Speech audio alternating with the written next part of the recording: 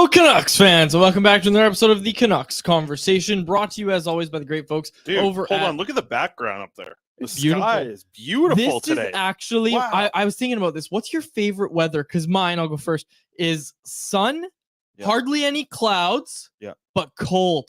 Like if we're touching zero, which we are tonight, I'm happy. Like I was on cloud 9 when I was in Edmonton. Mm-hmm. First time that's ever been said. In October, I was there very early this month, and it was super sunny.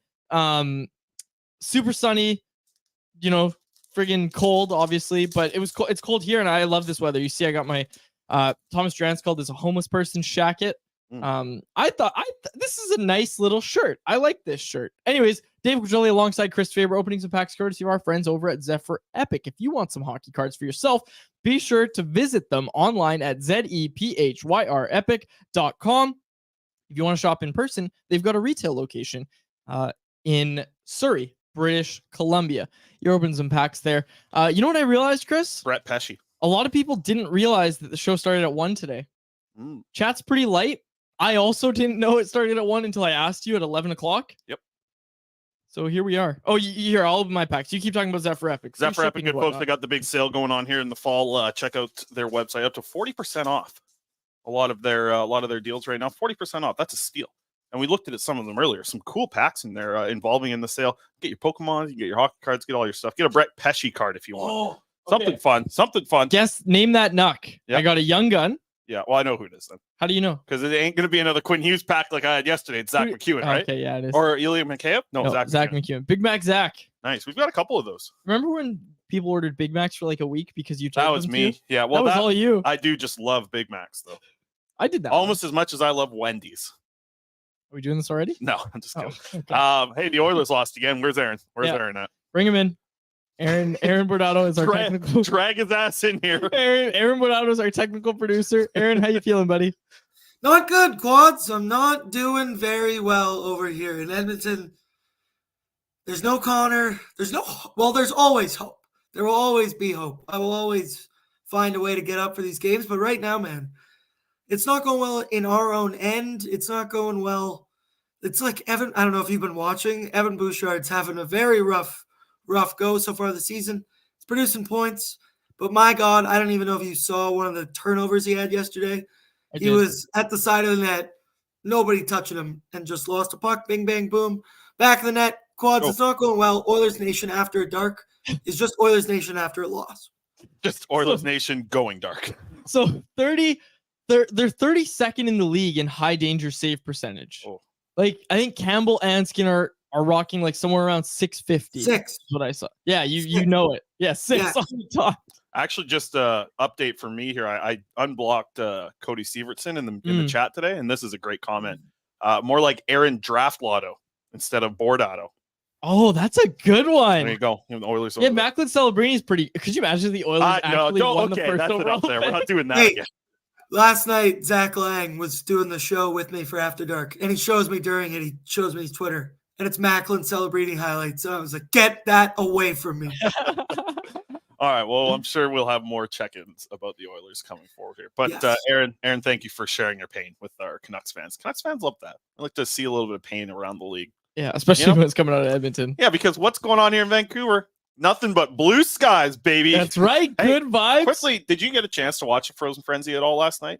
So I did. I watched it. I was watching Hunter Brustevich last night. Picked up a point real late in the game to go to get his 10th consecutive game with a point in the on OHL. Frozen Frenzy. They were showing Hunter Brustevich. Let me finish. Let me finish here. Come on.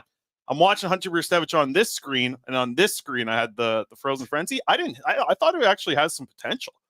It's too bad that no one in Canada could watch it, except for me apparently. But don't ask me where I saw it. But Hunter Brustevich is who I'm talking about here. He got an assist last night. He's got 10 straight games in the OHL with a point. Saved it till like a few minutes left in the third period to get it. But the Frozen Frenzy I thought was pretty strong. We got Frank Seravalli coming up in about 10 minutes time. We'll get his got to watch it legally.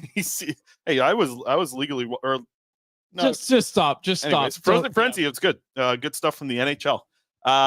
Aside from that, let's get to the Vancouver Canucks because man, they've got a little bit of a winning formula going. 4-2 after the road trip now. Vancouver Canucks are buzzing. They pick up a 3-2 win last night in Nashville against the Preds. And Quads, what I liked about the game the most was this was a different type of win for the Vancouver Canucks, and we've seen this season, last season, for a while here. It was a game where they go into the third period with a 1-goal lead, and they protected the lead in the third period. They were able to carry it through the final 20 minutes. Thatcher Demko was good, but did he have to stand on his head in the third period last night? No, I thought they did a good job limiting scoring chances against.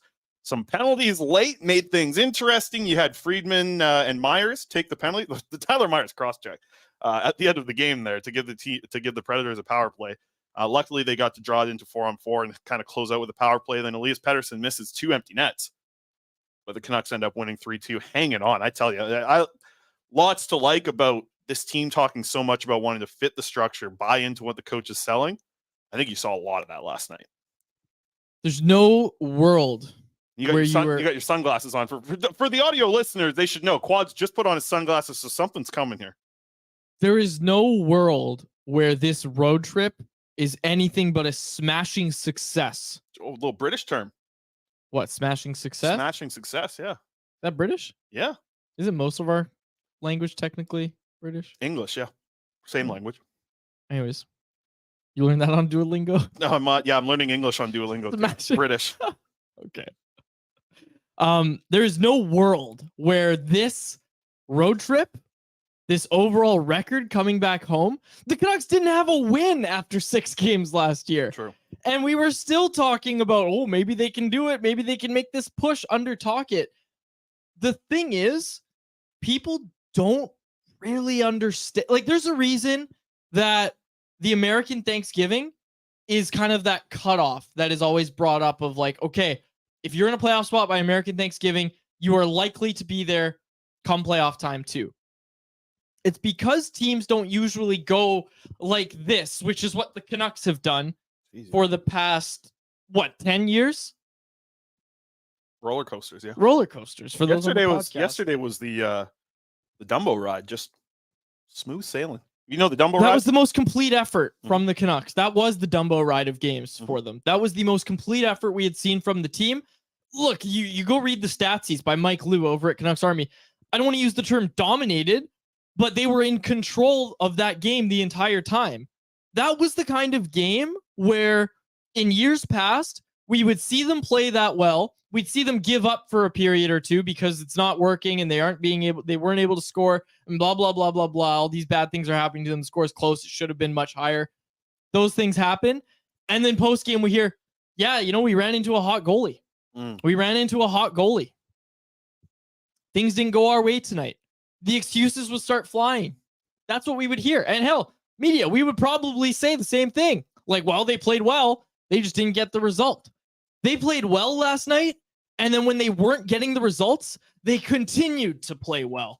And that's the difference that we're seeing with this team right now that we just have not seen in years past. I think that's one of the things that needs to be highlighted because we have not seen this team have that level of trust in what they're doing and stability in their own game to continue to push when nothing's going your way. That was the most complete effort the Canucks have put in a while, I would think, like in multiple years, I think. Yeah, and we would have we did it the day after the Philly game, right? The team didn't play up to their structure. They didn't fit anything. It's going to take a while for them to get things together. But yesterday just felt like a game that's a sustainable way to get wins in the NHL. That's what yesterday's game felt like. And, you get a little bit of depth scoring from Niels Höglander, who, hey, we talked about him yesterday. Coming in the lineup as a fourth-line player, scores a goal on a very nice hand-eye coordination show-off there from Niels Höglander. Tips in the shot from Quinn Hughes, who, man, I love Canucks Twitter for this. The Quinn Hughes discourse online has been awesome. I mean, take a victory lap, Canucks Twitter. Y'all have shut up a lot of people, and Quinn Hughes has obviously backed it up with the way he's playing, but that's because Canucks Twitter are the folks that are actually watching him play. And he's been excellent. Again, another great night for Quinn Hughes last night. And defensively, do I got this stat right?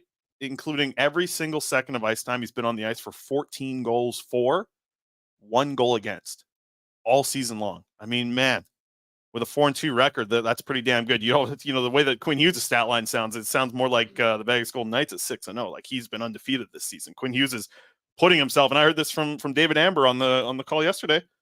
David Amber, who's covering for Sportsnet, DA, good guy. You know DA? Of course we know him. I know. DA is awesome. One of the nicest guys. And what he was saying is like he's in the conversation, probably the front runner, I think DA said last night for the Norris right now. And how could you argue that? Quinn Hughes has been that good this year, and I think the league's taking notice because of good folks like DA going on the national broadcast and telling everyone this. That's what I'm telling you. DA has to stay up. It's his job. He's got to still cover the Canucks team. Good point. Good That's point. Right. Speaking of the guys who are staying up, Frank Seravalli is going to join us in a couple more Can we minutes. just one Let's sec. get Can to the defenseman a little bit.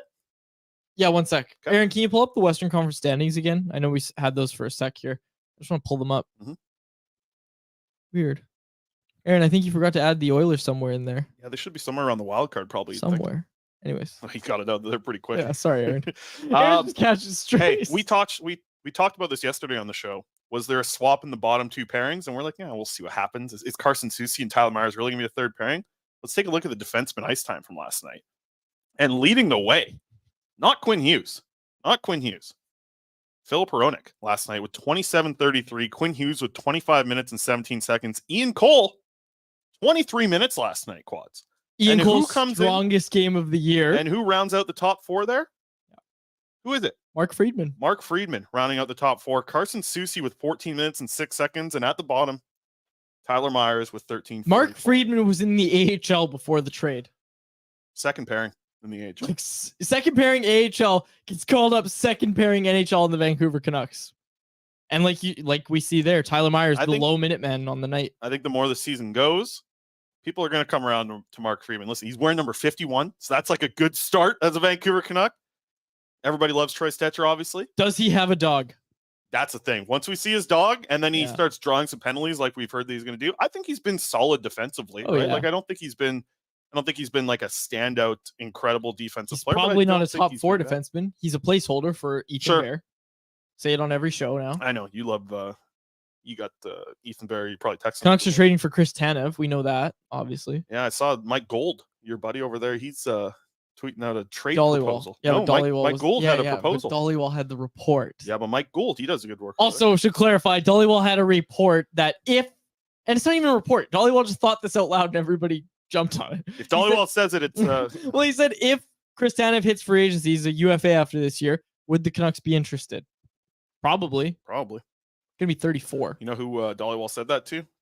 BC Sports Hall of Fame inductee, by the way. Good one. Don Taylor. I mean, I was the most shocking thing there is he wasn't in already, to be honest. Like, I mean, yeah, it was almost like, oh, everybody kind of refers to Donnie as a legend already. I just I sent a little quote tweet. I mean, this is the guy that helped me fall in love with sports every single night, right? Like I wasn't there for the sports page days. I was too young for that, but every night, Sportsnet Pacific, right? And still, you remember him from Donnie and Dolly because you were too young. I grew up watching him on Donnie and Dolly. No, still a titan of our industry, right? So, speaking of titans of industry, I got my little segue. We got to talk about Wendy's and the Daily Faceoff Survivor game. We had these burgers yesterday too, man. They were good. You and I back-to-back DoorDash days here. We're having good times here at the office. Yeah. Nothing worse than your fantasy team or your burger being ice cold ever. That's why Wendy's is offering fresh prizes all season long with Wendy's Daily Faceoff Survivor Fantasy. The game lives weekly on dailyfaceoff.com, just like Frank Seravalli, with weekly prizes and a season-long prize of $5,000 up for grabs. It's simple. Sign up, play, then get free stuff on the Wendy's app. You pick a prop that will happen in the game, and the longer you survive with correct answers, the more you can win from Wendy's. So while you obsess over your dream team, reward that dedication with Wendy's new obsession, the very real barbecue bacon cheeseburger, freshly added to the Wendy's lineup. Enjoy the Applewood smoked bacon and crispy onions as cheese melts over the fresh, never frozen Canadian beef. Next week, maybe later this week, we'll see. Be prepared to sign up for the Wendy's Daily Faceoff Survivor game. One guy who will be signing up for that game and a titan of industry, Frank Seravalli, joins us on the show now. Frank, what went wrong for the Phillies? Oh, man, bats went cold when your big stars go 0 for 27 to round out the last two games of a series. Probably not good news. That Crown bottle looks like you've gotten into it, eh? There's a leak, actually, so no comment. Frank, yesterday the NHL attempts their Frozen Frenzy. A lot of us here in Canada were thinking, this sounds like fun. I'm excited. What to watch Frozen Frenzy for you in Canada? I was able to catch a little bit of it. I thought for the most part, the actual viewing experience was pretty good. I'm also someone who works in hockey and has Tuesdays and the ability to sit down and watch this for all afternoon long. What was the initial thought that you had from watching it a little bit and kind of the reaction that you took away from the hockey world, or maybe people that they're trying to grow into becoming people who want to be in the hockey world and fans of the sport? I think you just hit it on the head. You were able to watch it in the afternoon, which for us here out east started at 6. And let's just say you're from Philly and you're a Flyers fan. Puck drop of your team's game last night was 11:08 local time. Oh. That's a late one. So, look, I applaud the league, give them full marks for trying something different. I thought the staggered start times were unnecessary. You could have done the same thing and had a Frozen Frenzy and had, some intermission content spliced in. I thought they went too far with the staggered start times. I thought it was just late. You heard Derek Lalonde today, the Red Wings coach, just saying like 8:23 local start for Detroit. Like it wasn't great. I also think doing this was such a good idea that it shouldn't have been spoiled on a Tuesday in October. Yeah, that was the other part. And then the other thing is you also touched on it. You guys, it's got to be available in Canada. If you're going to go after something of this magnitude, it's great to try and build an audience in the US, but don't steer away from your hardcore audience in Canada. Yeah, I thought it was great because last year we touched on this. Like, how cool was it on the TSN app? You could have NFL Red Zone last year. Like, yeah, and that grew a lot of football fans, grew everybody want to be in fantasy football. I thought that, like, our opinion yesterday on the show, at least what I brought up, was like, do it on Saturday. I know that college football is going to be the thing that you want to go up against, but take a shot at that instead of the NFL, because hockey fans will be able to watch on Saturday, and maybe they tell their friends about it that aren't hockey fans. Sorry, Frank, you're in the States. Is the overlap that huge of like college hockey fans and college football fans? Like, we don't care about college football up here. Explain it to me. I don't understand this. So there really isn't much overlap. It's just the point is that's such a dominant force. Like, look at you just have to look at Major League Baseball playoffs. There's a reason why there are no games on Sundays. The NFL dominates and rules everything. College football, the viewership is just a notch below the NFL and still above any other major professional sport, including the NBA and Major League Baseball at times. So it's a beast. So here's what I would say is it's really hard to get building availability in 16 buildings on any given Saturday. There's concerts, there, whatever show that you could imagine. There's NBA games in some of those buildings. It's not easy, but what the target should be is a Saturday in February after the Super Bowl has ended and really go after a segment of US fan bases, whether you want to call it Hockey Day or whatever it is. That's the way to really try and grow it. Because I hate saying it this way, and this is why I said October fell short, is there's so many other things going on. You went head to head last night with the NLCS Game 7. People are just getting their kids back in school. There's football. There's all these youth sports going on. Do it on a weekend day and do it after NFL is done. I used to say this all the time as a beat guy covering the Flyers. All of a sudden, the press box would get a lot more crowded with other general media in February, and I'd call it National Hockey Columnist Month, because all of a sudden you'd get people that would never be at games in February and then March, right until baseball season could start up, and then they'd be gone again, and you'd see them again in the playoffs. That start time, you mentioned it last night. Was that just moved because the NLCS had to go to a Game 7 at Citizens Bank? Nope, that was in Vegas. Oh. And it was designed to be the last game of the staggered day. And Flyers fans ended up paying the price. In an odd way, it kind of worked out that the Philly team was in NLCS Game 7. You could kind of flip over if you were disgusted enough with one Philly sports team and go to another. But 6 o'clock till 2 a.m. on a Tuesday, again, it's not great in terms of how that is executed. Something that was executed greatly last night felt yesterday, I guess, felt like the NHL Edge got a lot of people excited. What did you take away from this? I know I saw it right up at Daily Faceoff as well about this new NHL Edge, which is giving fans an opportunity to learn a little bit more about, I guess, like the insight into what players are doing on the ice from a lot of the tracking systems and the pucks on the players, all these things. What did you think about the launch of NHL Edge? Yeah, I think it's important to finally be able to sink your teeth into this puck and player tracking that we've all heard so much about, but only get a glimpse every once in a while on a broadcast if something flashes up on the screen. So now to be able to not just look into more of it yourself, have some direct player comparisons. I think the goalie comps are most fascinating. You can also compare players and goalies year over year. The data is not it's not a thick sample size because it only goes back. This is now the third season since 21-22 when all of the puck and player tracking was finally implemented. But for me, it also adds a lot of good context to what we think we see. And you also realize things that you might not have seen with your eyes. And Matt Larkin had a great story on Daily Faceoff about this, pointing out Quentin Byfield's speed for a 6'5", 230-pound large human. He moves really damn well. And so I'm kind of looking at his game on paper and eye test. I first off wouldn't realize he moves that well. And second, when you see someone score 3 goals and 5 the previous year before that, you're like, come on, man, you need more from a number 2 overall pick. And then you start to see some figures like that with his skating speed. And you're like, oh, that's really interesting. Like, I wonder if this guy can finally get to where he's supposed to get to.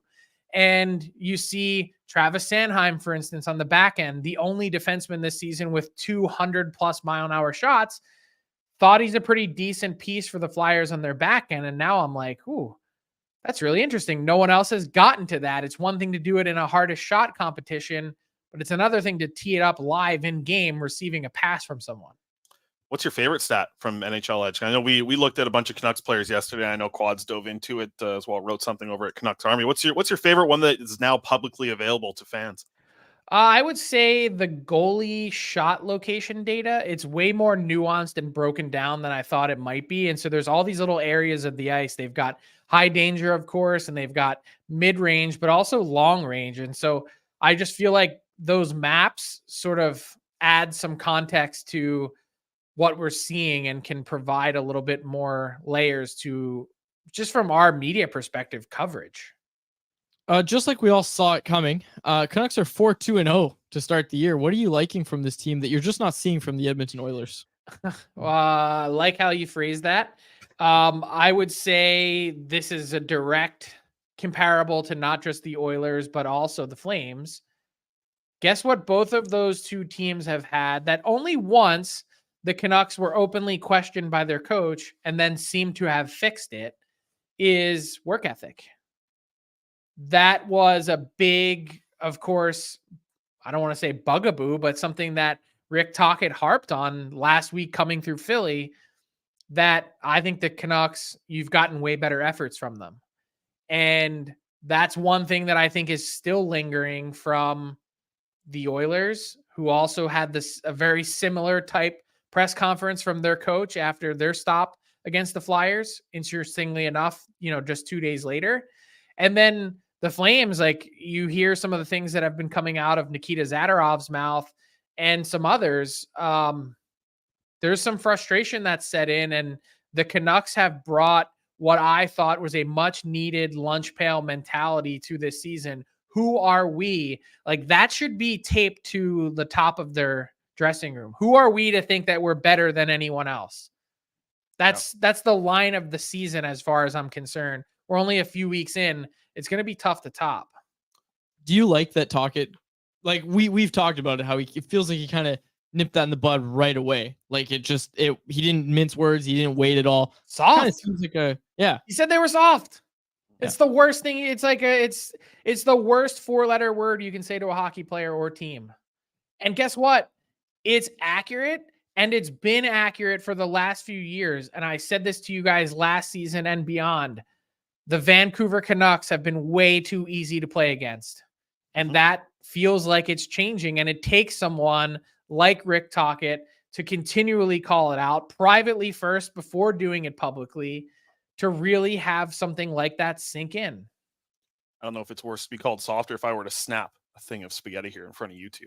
See what you guys. Yeah, have you seen that video, Frank? In like the 80s, 90s? I don't know. Rick Tocchet video. Rick Tocchet home tour. He's like, yeah, I just like to snap the spaghetti, and he snaps the spaghetti and puts it in water. No, I haven't. I've seen some glorious Rick Tocchet footage from the 80s, though. He had one of the best, and it's hard to believe now with his lack of follicles, but he had a glorious mullet back in the 80s. Yeah, we see a lot of people on Canucks Twitter with that same photo. I think I know which Is one. it him like running during training camp with super short shorts? Yes. Okay, well, I don't know what you're looking at. I haven't seen that one. Oh, it's a beauty. Being stuff taped up on the wall. Okay, watch it there, Quads.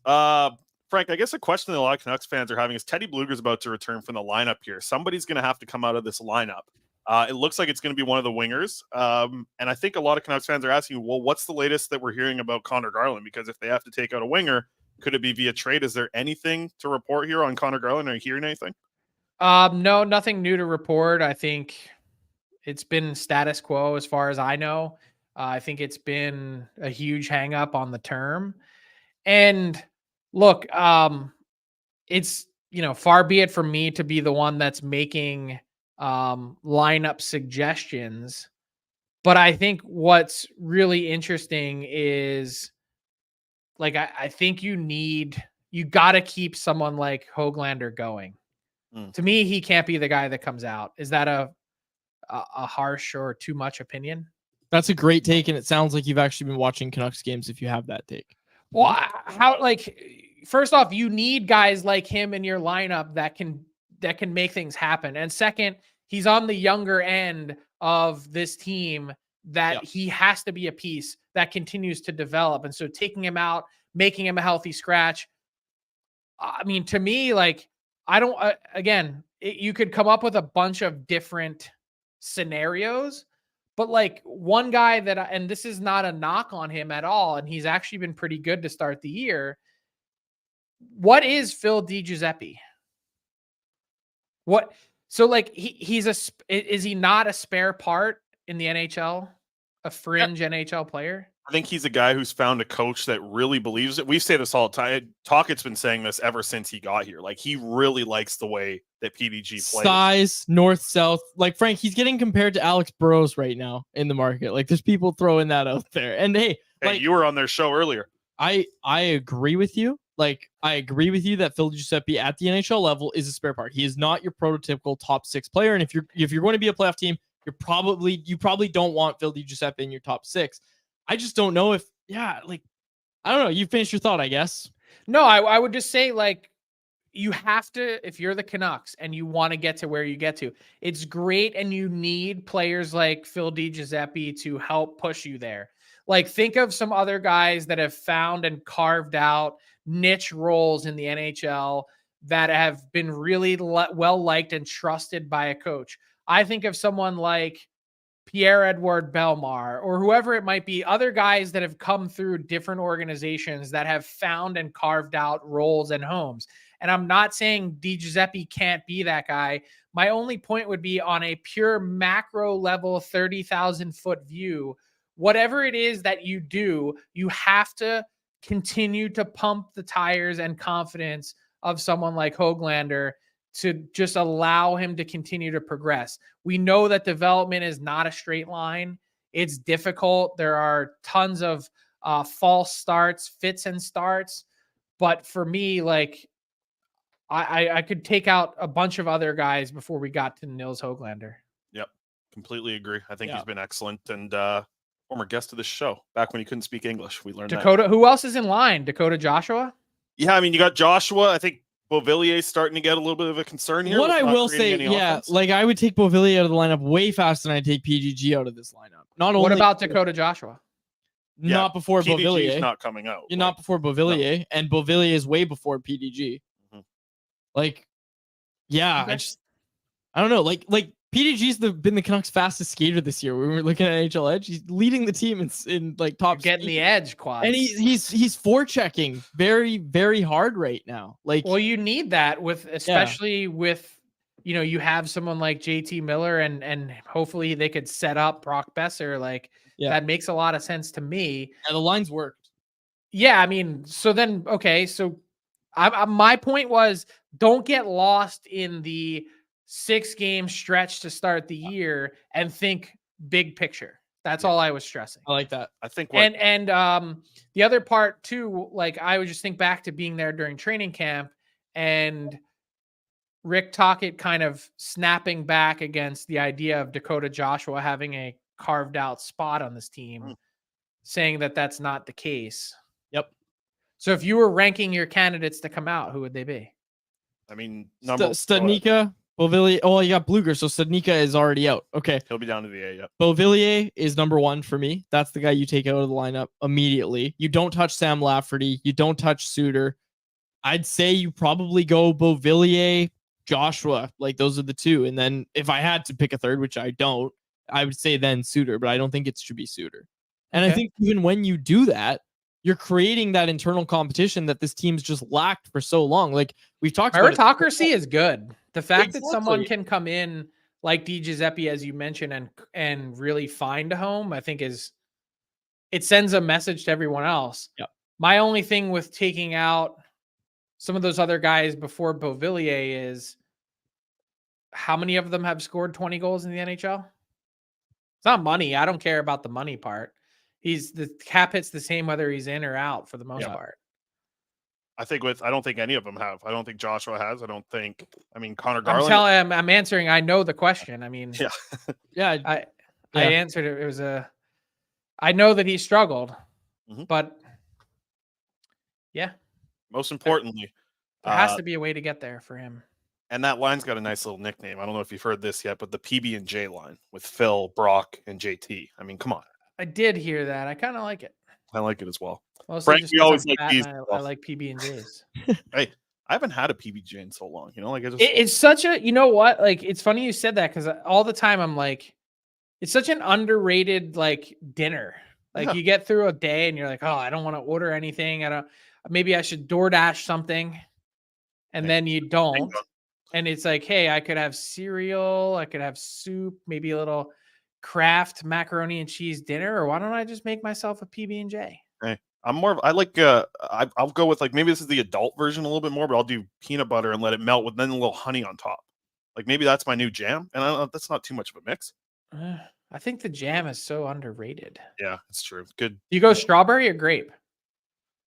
I think strawberry, but like if I had, like, we've got some that I just go down to the market, the Granville Island market down here, and I'll get the real jam, like some jam that somebody's grandma's been slaving over and they're selling at the market. Like you're not going to get some Peter Laviolette jam? Get some jam? No? You're not going to get any of that? Quad's got enough for that, yeah. I just want to show Frank before he goes. Frank, so you know how we're talking about my dog sleeping in a crate? He learned to sleep in a bed since our last call. So that's the new Burt Cam. He's sleeping in his little bed. Very nice. Anyways, I'm done. Your living room looks good, Quads. You're so grown up. It's a brand new coffee table. I just built it. Oh, look at you. IKEA? Yeah. Did you see how many Legos are in the background there, though? Yeah, I got a lot of Lego. All right, Frank. It's like when I leave my studio here, I got to trip over like 19 Legos and break my foot going up the stairs with my kids. Yeah. Well, I guess that's going to be the same when you show up at Quad's house at some point here. All right, guys. Good time. See ya. There you go. It's Frank Seravalli of Daily Faceoff. You already did our Wendy's thing, right? Yep. Wendy's Daily Faceoff Survivor Pool. So Bert's he's a free man. Yeah, he's getting out of the crate. Like because it was literally just I would leave him. He's not much of a barker, right? Like he doesn't bark for the whole time I'm gone. He barks a little bit when I leave sometimes, right? And then he stops. But you would watch him on the camera, and he would just be running around the living room the entire time. Like he wouldn't shut down and go to sleep. Yeah. So that was the issue, was that he couldn't sleep unless he was in the crate with the towel over top. But today I was getting ready to come here. He was starting to fall asleep, and I was like, maybe you're ready. So I just left him, and he just woke up. But he's he's chilling. He's good. He's not. Oh, he's up and at him. Yeah. Around. Yeah. You should put the show on for him. I could literally do it remotely from my phone to my TV. Okay. I hope one day he's on the camera, just doing his business in the house. Put the pee pads over there. No, he doesn't go inside All right. ever. Let's go next segment here. The Prospects Corner. Got some stuff here, Quads. You want to get to tell the great folks about 4 wins? You want me to do that? Yeah, go ahead. Okay. Prospects Corner. Let's get to it. Our Prospects Roundup, which is 2 different names here. We'll figure that out. It's brought to you by 4 Winds Brewing, home of the easy drinking, crisp and clean 4 Winds Lager. Perfect for before, after, or during the game. And make sure to ask about 4 Winds Lager at your local liquor store or have some delivered to your front door through the online shop at 4windsbrewing.ca. You can also do the Light the Lamp competition on game days. Keep an eye out for the tweet. Brought to you by 4 Winds. Good stuff. Let's get to our Prospects Corner. A little bit of news out of Sweden.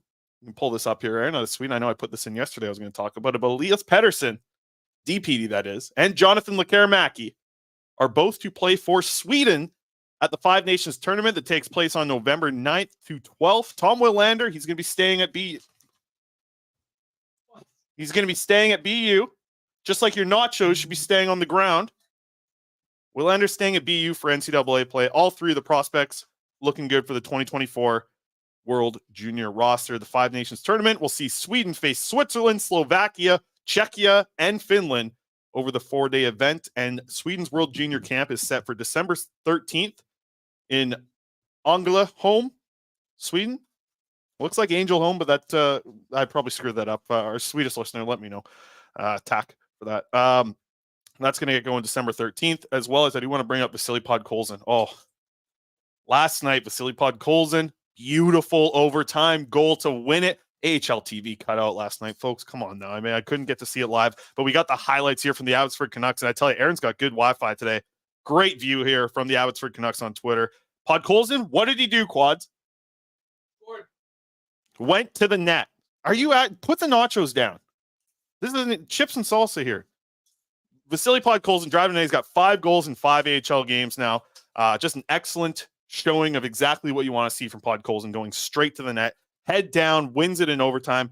He wasn't the big story of the night for Abbotsford either, though. Even though he's got 5 goals in 5 games now, Quads, you showed up here today in your boots, and you were shaking.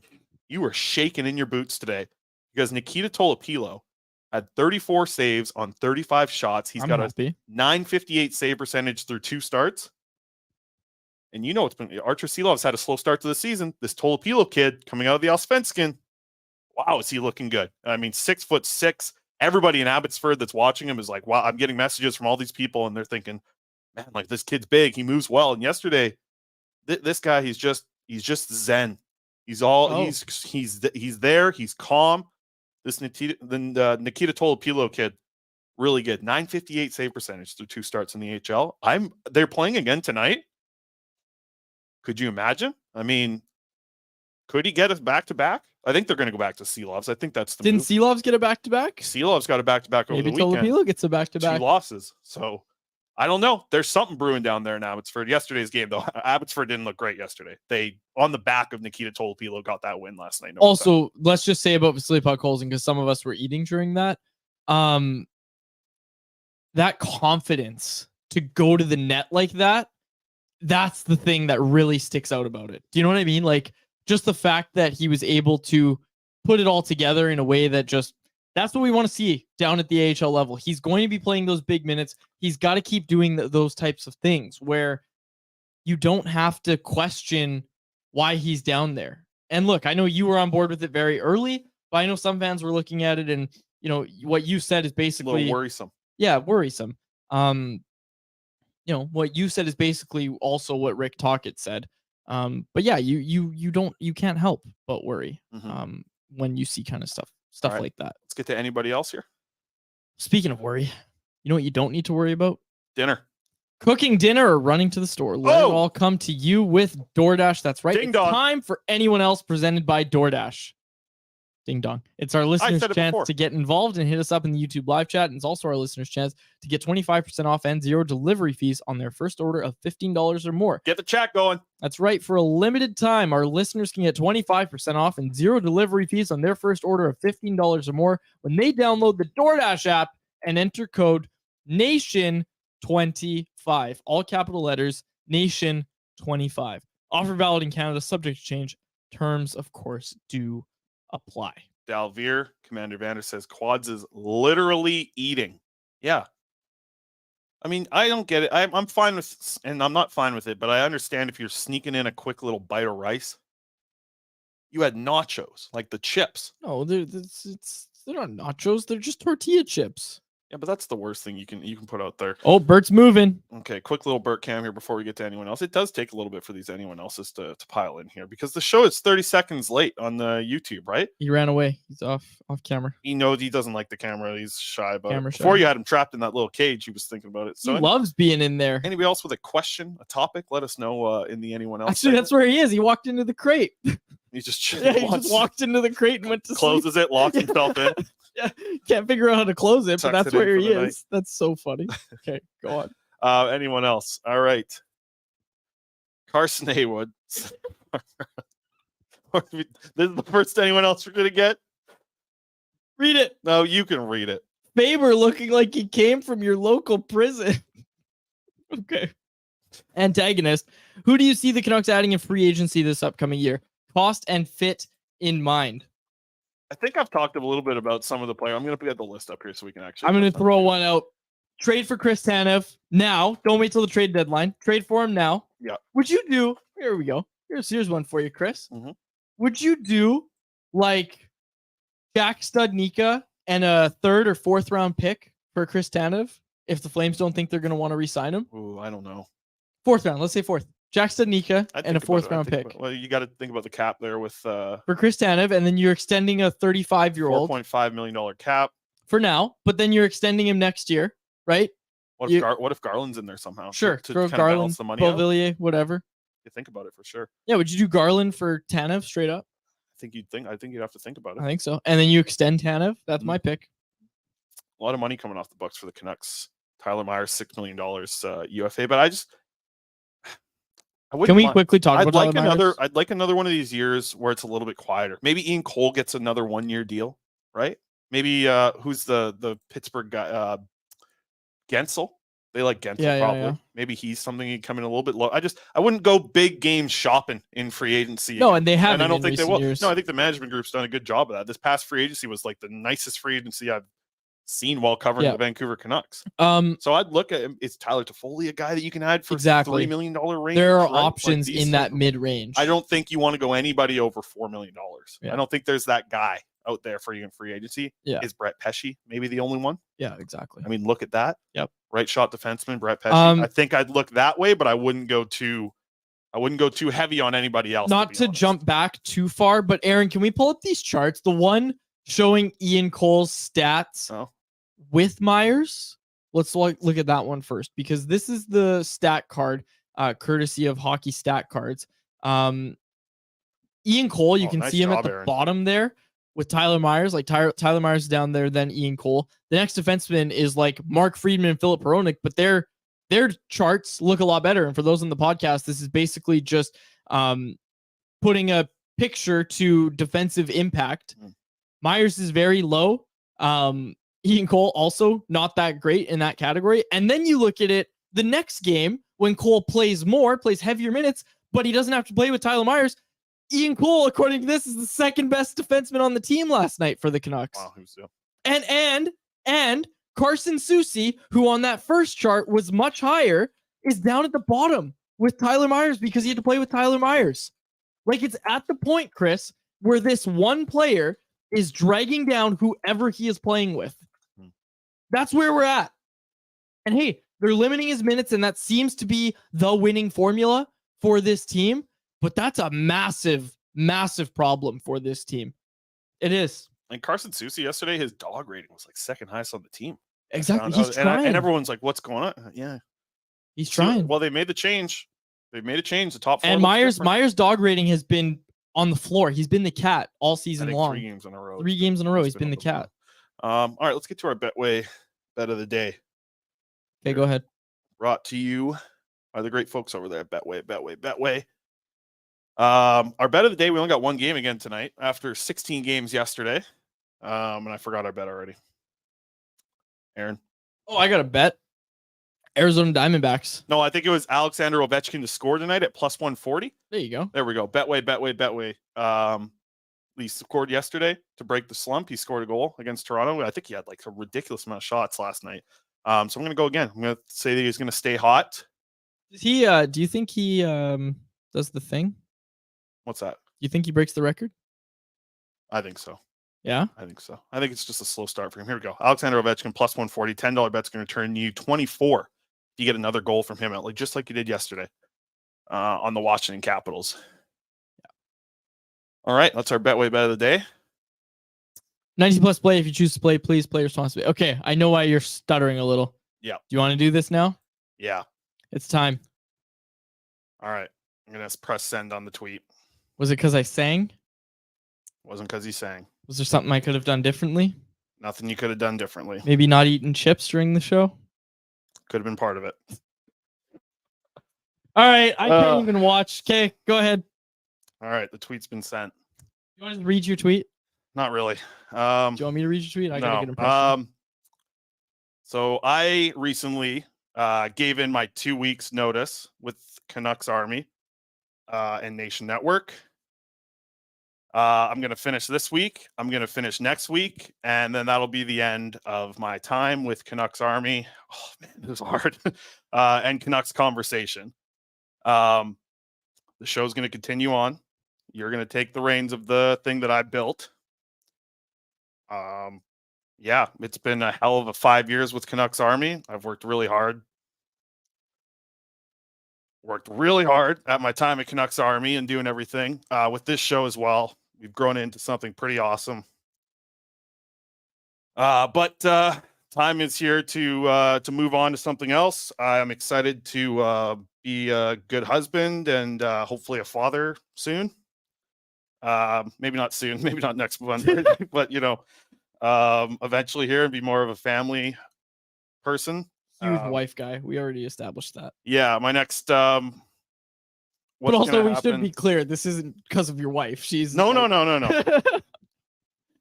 that's yeah, it's just where I'm at. I'm gonna miss a lot of this. I'm gonna miss everything in Canucks Army. I'm gonna miss a lot of working with you on this show. Yeah. I don't know how much else to say right now. Well, I will speak on it because people are pointing out that, yes, I'm wearing sunglasses. This isn't why. Like, I've known this is coming for a bit. The thing that people need to know, and we want to make sure is out there, is like, we're still going to be, the best of friends. We're still going to be. You're still a groomsman at my wedding, and you'll be one at mine. And the one thing I want to make sure is clear is I knew this was coming. And I'm happy for you because this is an opportunity that you and I both, when we talked about it, we both agreed it's one you can't turn down. Yeah, I'm excited for what the next part of my life's going to be like. And I'm excited for that too. It's been a blast doing this and especially getting things on YouTube here and all that. Yeah, I mean, we've grown something pretty amazing here together with the show specifically. And I think with Canucks Army as well. It's a lot of work. I don't know if people truly understand how many hours in a day. I mean, it's really fun. Don't get me wrong. Covering hockey's awesome. Everything's amazing about my job.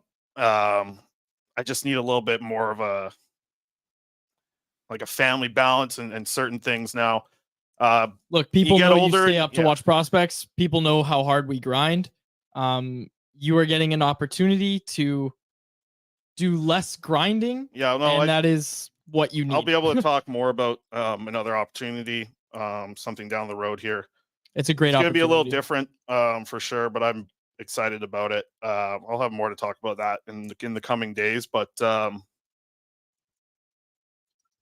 yeah, it's I tell you what, everybody in the chat, I think that's the most important thing is like I was able to build a job where I had like a full-time job, and a lot of that came off of the interactions with people on the YouTube, from the podcast, from all the clips that we posted of prospects, all the stuff that we did, and waking up at 3 a.m. for years and everything like that. I wouldn't have been able to do it without the folks taking in that content, reacting to that content, sharing the content. everyone, like I still, it's stupid, and it's in one of my tweets here, but like this stupid silly app that Twitter is, like, gave me an opportunity to do something that I love and like work my absolute ass off. I see in the comments there, everybody, thank you so much. And Canucks Army's in a great place. You guys are, Quads. You run a tight ship over there, too tight for me sometimes. That's what this really is. I fired you and told you to tell everybody you're leaving. Yeah. No, that's not what this is. No, it's not. I'm really excited to be able to move forward in life with things, and I don't know. I'm always going to be a friend of yours. It's difficult. I don't really like doing these type of things. You and I had a pretty emotional talk this weekend, and we went out for beers. I had my Coke and Rums. You did. It was a very good time, and yeah, I hope people understand the reason we're not too emotional right now is because we had all that on the weekend. Like, yeah. we both I do want knew to this say was that coming. Everybody at Nation Network who gave me an opportunity to do things on the last year of being like a full-time employee, I appreciate everyone. Bagged Milk and Jay, the guys at the top, as well as Tyler Remchuk running a lot of stuff with the video. Everything they gave me an opportunity to do. I went to the last 2 NHL drafts. I've met a lot of people at those drafts, and super excited for what's around the corner, and to just like take another chapter in life. It's been a crazy year, man. Like, I turned 30 this year. I got married this year. Changing up my work a little bit in the next week, or I guess 2 weeks here. We're going to continue to do the show this week. We're going to continue to do the show next week. It's going to be some hard shows, I think. But do you have much to say about the future of this show? Because you are still going to keep doing this. Yeah. So I have told you, and the promise I've made to you is that while I have taken a bit of a co-host slot on this show, and you've been, you do the prep and all that sort of stuff, we always joke about that. My promise to you is that this show will continue, and it will continue to be a fantastic product that Canucks fans can trust, that they can have fun listening to.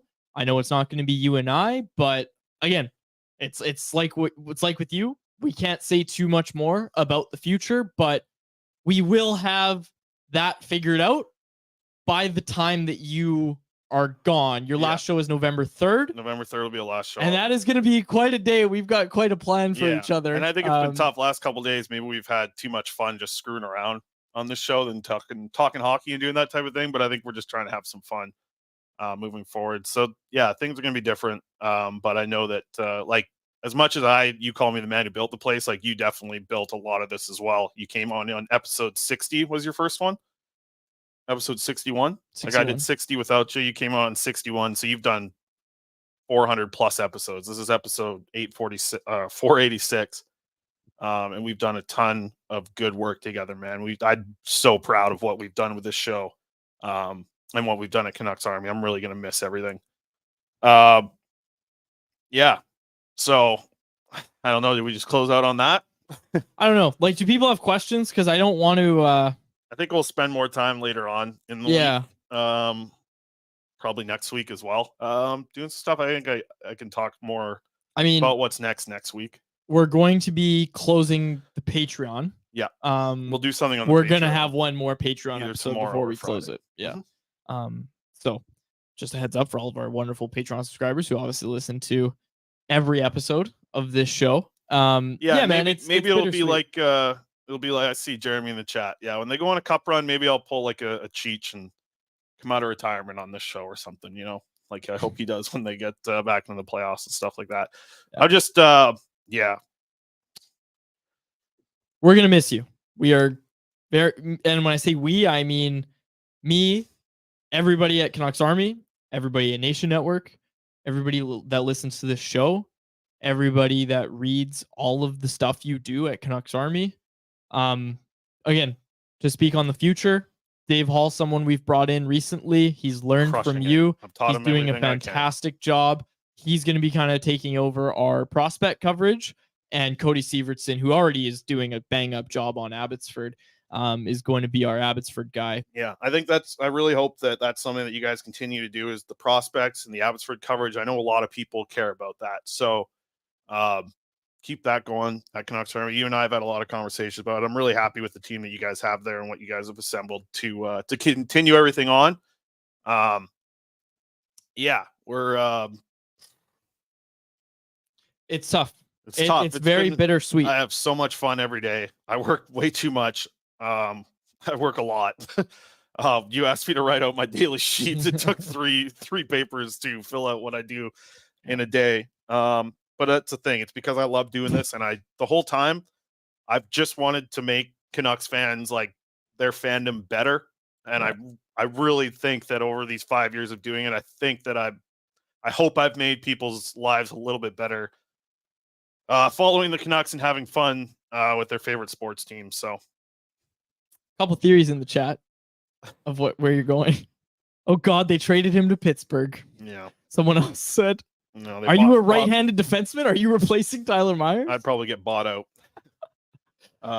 We're gonna have more time to talk. Yeah. In the coming, like you're not leaving for another week and a half. Yeah, so. I'll be. I don't know. Yeah, we're just gonna get back to hockey tomorrow and the rest of the week, and then the week after that too. Like maybe we'll have too much fun on the rest of these on these shows. So yeah, and I will sing whatever song you want, man. I told you that's why you didn't sing coming in today, because you knew we had to do this at the end of the show. But I just want, again, finally, this is my final thing. Get us out of here. Yeah, sing us out. We're going to need Aaron to close us out again, but Oh, I think Aaron's losing it over there too. Just want to thank you to everyone who, like I said, if you interacted with the content, sharing prospect stuff, reading Canucks Army, the comments in the Blackfish articles, the comments in a lot of other articles, just interacting with this show, being here live in the chat, listening to the podcast, all these type of things. Yeah, I'm so thankful for you guys taking time out of your day to take in this content. And we'll talk more in a little bit here about the future. But for that one, for today, we're going to wrap it up on the show. And yeah, just thank you to everyone. You want to close it out? I'll mix us perfectly. No, I don't. Get me out of here, man. Remember you. Yeah. With Come on. We got 7 more shows. 7 more shows. And I'll I have can't lots wait. of time to work on my singing. All right. We'll close it out there. For my dear co-host, Chris Faber, and our technical producer, Aaron Bernardo. My name is David Guidrelli. Thank you so much for listening to another episode of the Canucks Conversation. Canucks Conversation with Quads and Faber. New episodes every weekday, 1:30 across the board, except for Wednesdays, 1 o'clock. We'll see you there live on the Canucks Army YouTube channel. For more information, visit CanucksArmy.com. How about keep it to a thank you, Jim?